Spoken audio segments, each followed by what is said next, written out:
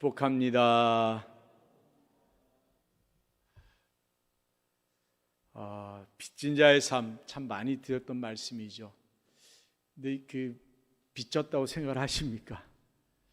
이 빚진 자는 어딘가 모르게 마음 한구석에 미안함도 있고 뭔가 갚아야 되는 그런 의무감도 살짝 있고 또 중압감도 조금씩은 있어요. 빚진 자가 완전히 자유롭지 못합니다. 우리가 신앙생활하면서 예수님 만나서 예수님 은혜를 받았다라고 할 때 내 마음속에 예수님에 대한 그 은혜에 대한 감사와 더불어서 내가 예수님께 은혜를 입었구나라고 하는 빚진 자의 마음이 있어야 정상이라고 생각합니다. 아무런 생각 없고 그냥 뭐 당연한 거고 뭐 잊어버리기도 하고 이렇게 되면 빚진 자로서는 좀 부족함이 있지 않나. 이 사순절의 중심은 예수 그리스도입니다. 예수님. 그래서 예수님의 고난도 십자가도 또 죽음도 부활도 승천도 또 재림도 이것을 이제 쭉 묵상하는 게 이 사순절이라고 할 때에 우리가 이 사순절의 중심이 예수님께 있고 그 예수님이 중심이면 내가 빚진 자로서 예수님을 이렇게 바라볼 수 있는 그런 시간들이 돼야 되는데 이거를 막 하루 종일 그렇게 하라는 게 아니라 우리가 그래도 매일 한 번씩은 그래도 예수님을 생각하고 나를 생각하고 그렇게 지나갔으면 좋겠습니다. 할렐루야. 우리가 예수님을 통해서 죽음의 생명을 얻었잖아요. 어둠에서 빛 가운데로 나왔고 할렐루야.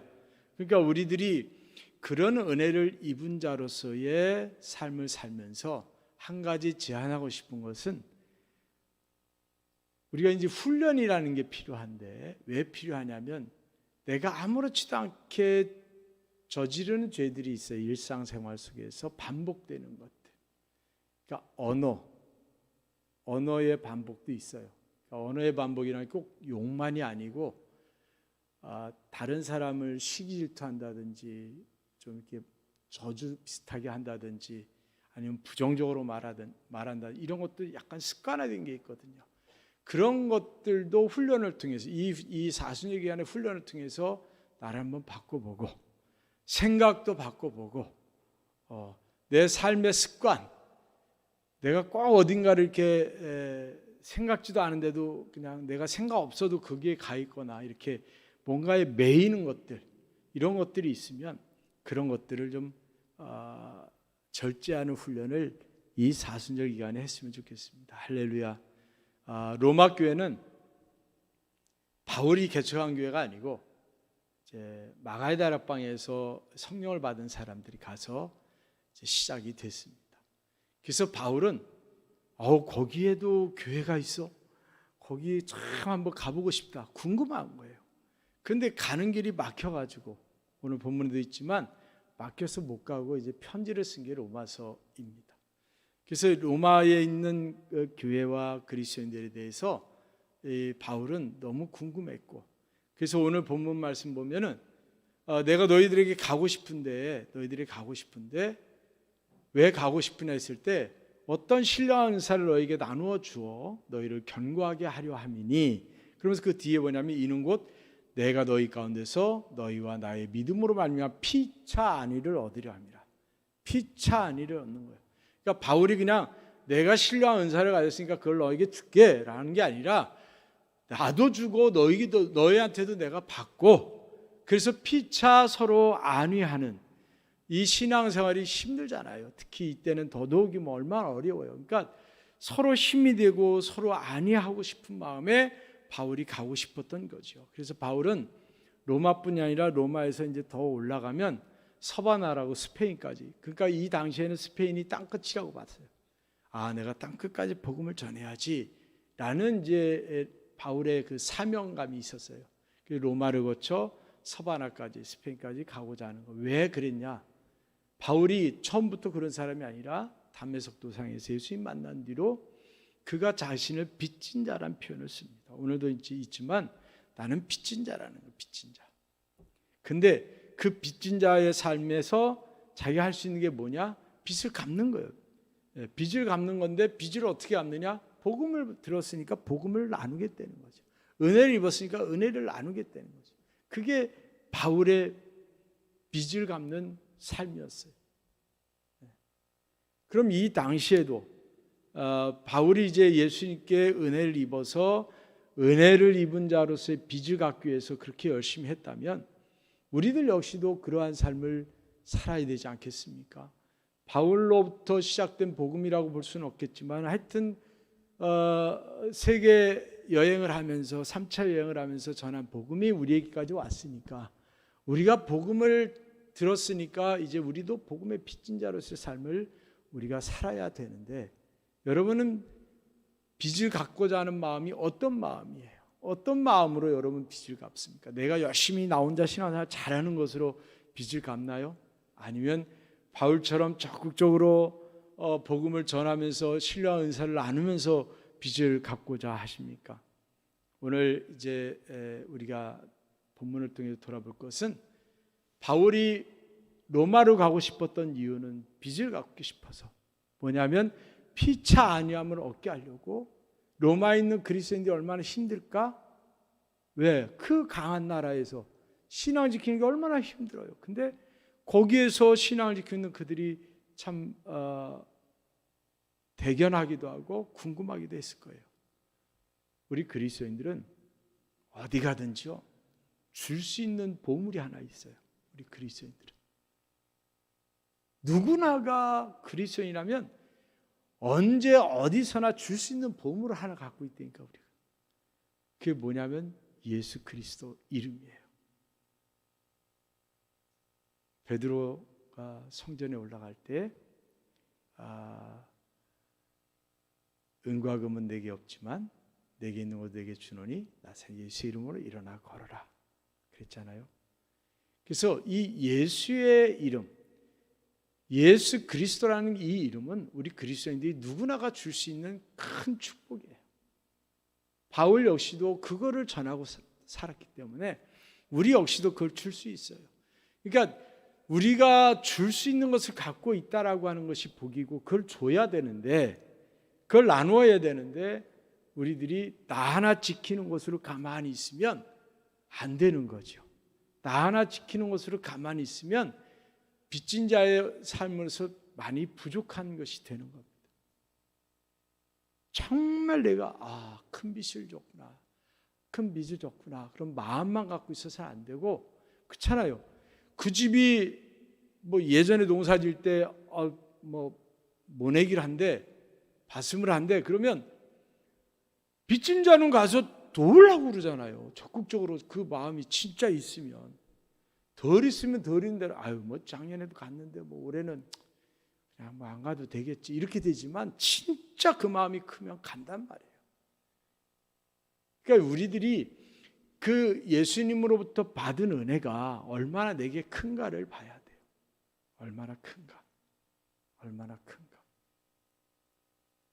그래서 그 크기를 자꾸 넘치게 만드는 게 교회의 신앙생활이에요. 서로 피차 아니함으로 그걸 이렇게 넘치게 하는 거죠. 교회는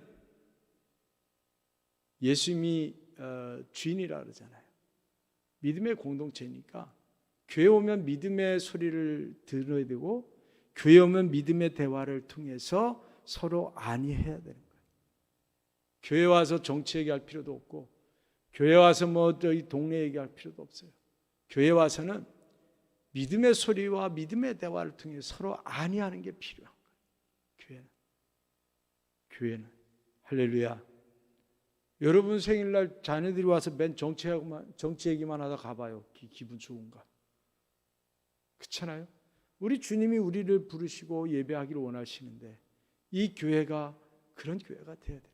그래야지 이 세상의 것들을 내가 이길 수가 있는 거고 또 세상에서 받지 못했던 안위함을 여기서 받을 수가 있는 거예요. 간증 나눠봐요. 얼마나 좋아요.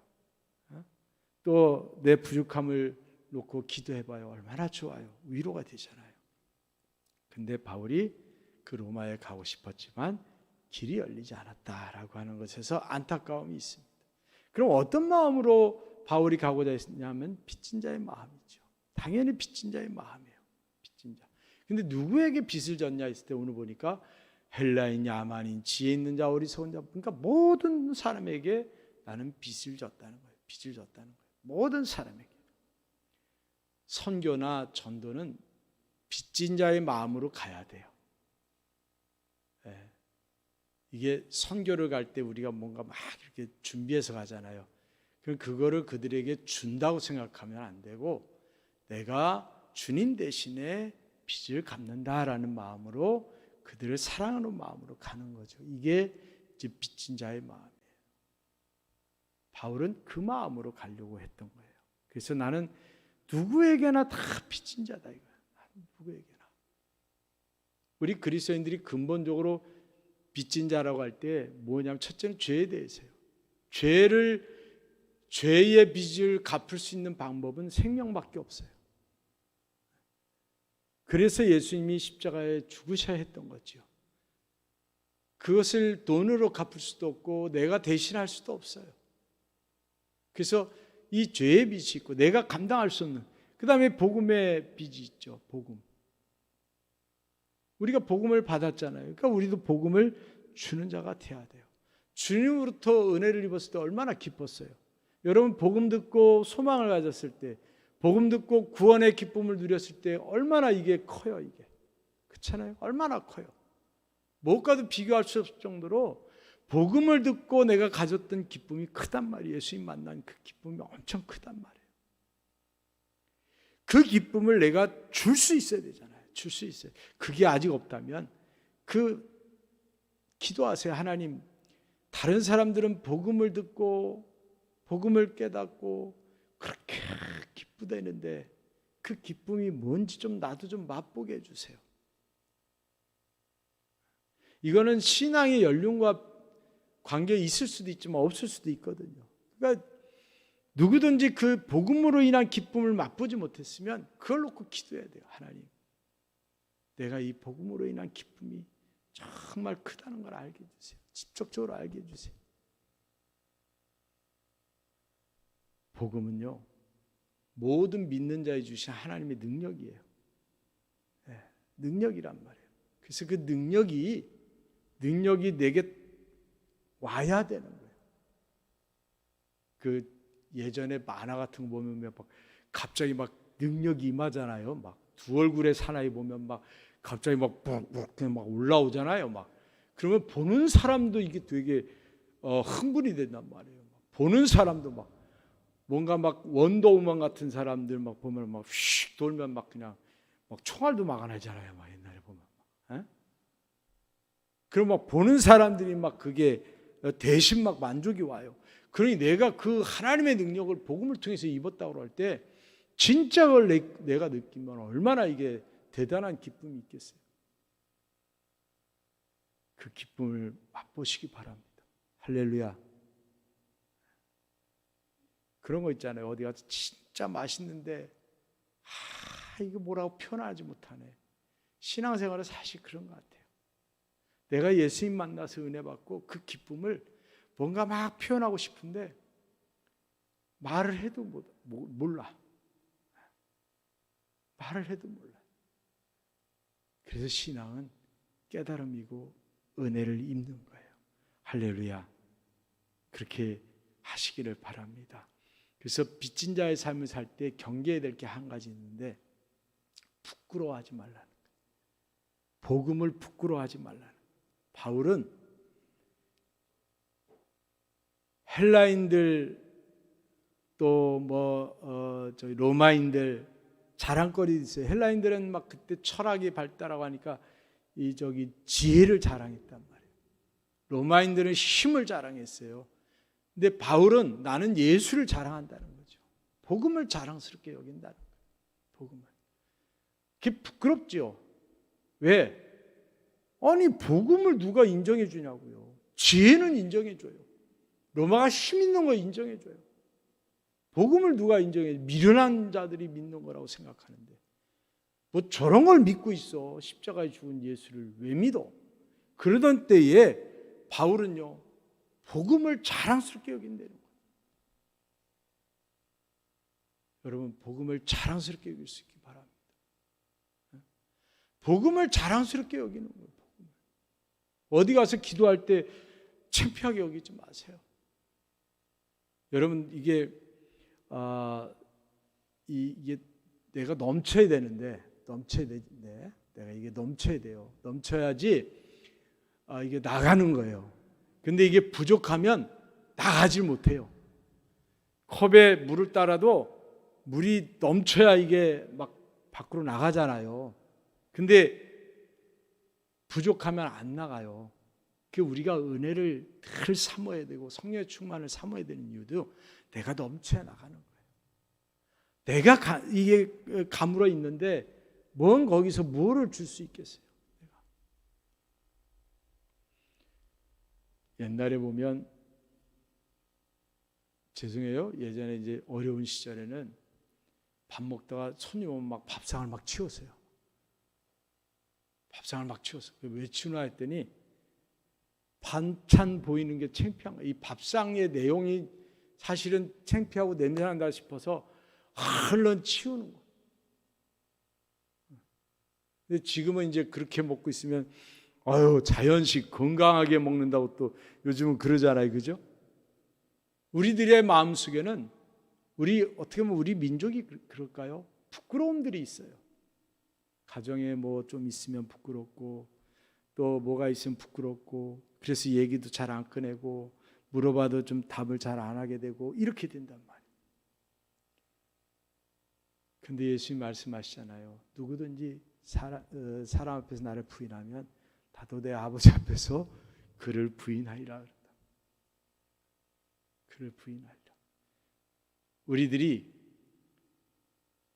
부끄럽지 않게 산다는 게 뭐냐면 의연하게 내 삶을 살아가는 거예요. 네. 의연하게 내 삶을 사는 거예요. 의연하게. 내가 그리스도인 것을 인정을 하고 다른 사람 앞에 일부러 드러내지 않아도 그냥 내가 그리스도임을 드러내고 사는 것을 부끄럽게 여기지 않는 거죠. 내가 직장 생활할 때 그 직장을 부끄럽게 여기지 않고 내가 누구 집 자식인 것을 부끄럽게 여기지 않는 것, 이게 어떻게 보면 기본인데 우리 민족은 조금 거기에 약함이 있습니다. 이 당시에 예수님을 반대하는 사람들은요, 야 저거 목수의 아들이야, 야 저거 그 예수 그 죄 지어서 그 십자가의 형태로 죽은 사람이야, 이랬어요. 예수를 반대하는 사람 그랬어요. 유대인들은 뭐라 그래요? 야 무슨 나사렛 선한 게 나오냐.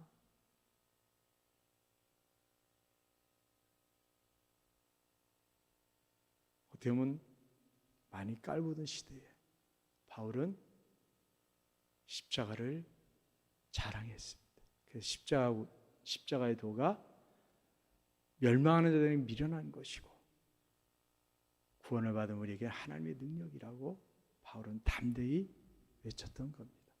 그리고 그 바울은 거기서 외치는 것에서 행동으로 옮겨서 3차 전도 여행을 다닐 정도로 그렇게 적극적이었고 나이가 많아서 이제 더 이상 어려운데도 불구하고 로마까지 땅끝까지 가고 됐던 게 바울의 빚진 자의 삶이었습니다. 우리들이 복음을 더 나아가 자랑하시기를 바랍니다. 부끄럽지 않게 여긴다는 건 약간 소극적이라면 적극적으로 복음을 자랑하시기를 바랍니다. 할렐루야, 복음을 자랑하세요. 그리고 확신이 넘쳤으면 좋겠어요.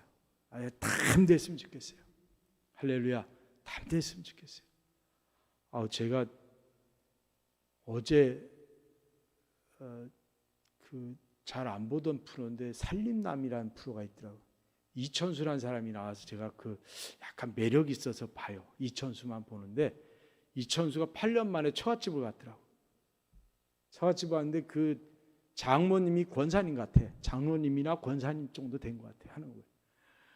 야, 이천수가 왔다고 데리고 다니면서 그 사인을 하는데 사인을 그냥 하는 게 아니라 거기다가 세계적인 인물 뭐 이렇게 만사형통하게 그 믿음의 말을 하더라고요. 다. 그런데 입에서 주여도 나오고 하여튼 하는 거 보니까 권사님 이상 된 것 같아. 제가 볼 때는 나이 듣고 하니까 상당히 당당하고, 그 한번 제 방송 보셔요.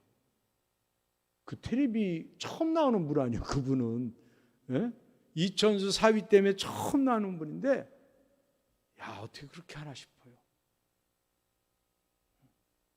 그 읍내 가서 슈퍼 가갖고 슈퍼 사장한테 또 누구한테 이천수고 사인해 주라면서 다 그렇게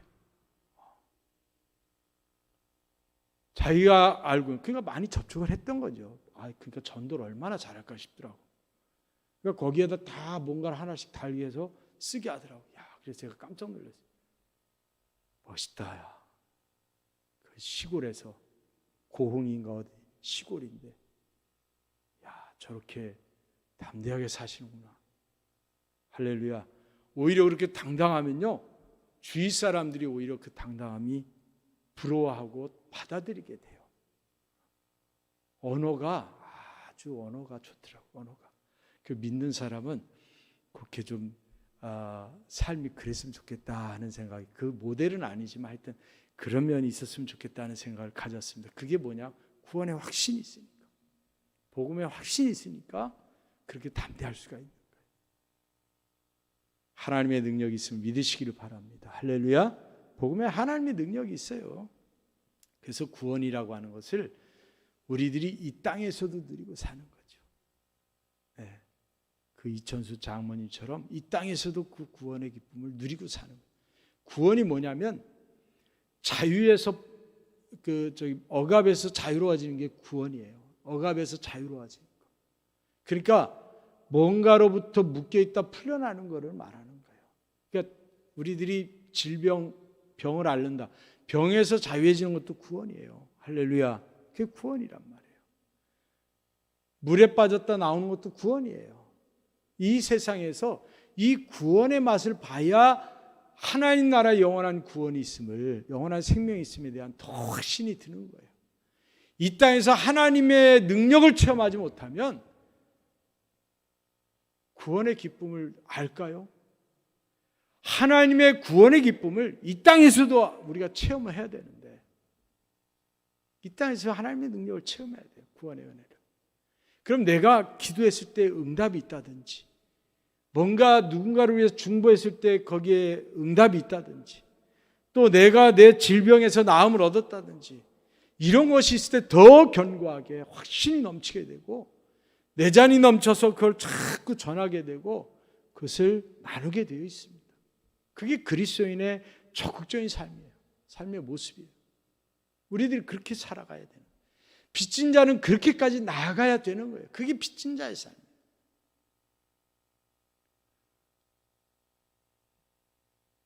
우리가 의라는 게 있습니다. 하나님의 의가 나타나서, 오늘 말씀은 하나님의 의가 나타나서 믿음에 이르게 하는 하나님의 의. 하나님의 의는 누구냐? 예수 그리스도입니다. 로마서 3장 보면 하나님의 의가 나타났으니 율법과 선지자들에게 증거를 받은 것이라. 곧 예수 그리스도를 믿음으로 말미암아 모든 믿는 자에게 미치는 하나님의 의인이 차별이 없느니라. 모든 믿는 자에게 미치는 하나님의 의인데 차별이 없어요. 누구에게나 하나님의 의가 믿는 자에게는 임한다는 거예요.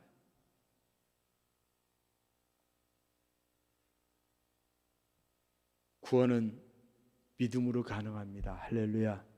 구원은 믿음이에요. 믿음. 그리고 이 믿음은 누구나 하나님이 주신다라고 하는 것. 사모하는 자에게 주신 것. 그래서 하나님 믿으면 누구나가 다 구원을 받을 수 있습니다.